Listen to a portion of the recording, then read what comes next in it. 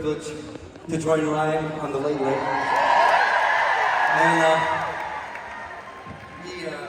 he's a beaut. He really is a beaut. And that's such an institution.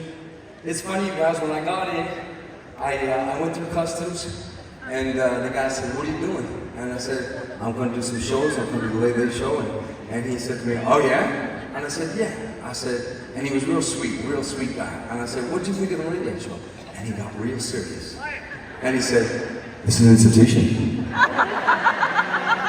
And I said, "What's going to happen?" He said, "I don't know, but they better not change it." He said, "They better get a new person in there and they better keep it the same."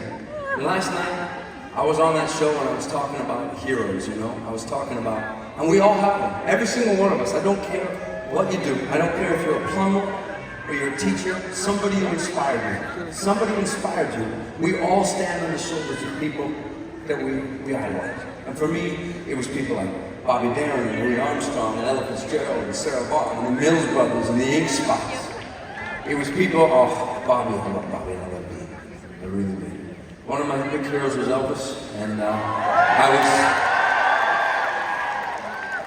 and listen, I'll tell this story forever because it matters to me. My manager's name is Bruce Allen, and Bruce was the biggest Elvis fan. Him and I were massive fans. And I'm not sure how, but he became friends with Priscilla many years ago. And he started asking Priscilla. Priscilla started coming to the shows. And I was just this kid with big wide eyes, and I was fascinated by her. I was fascinated by the story. I was fascinated by how protected she was of the legacy. And when she asked me if I would sing a posthumous duet with Elvis, it was one of the great moments of my life, in my career. We went into a studio, and it was just that voice.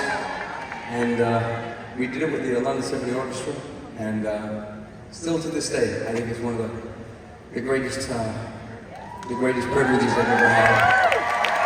If it's okay with you, tonight,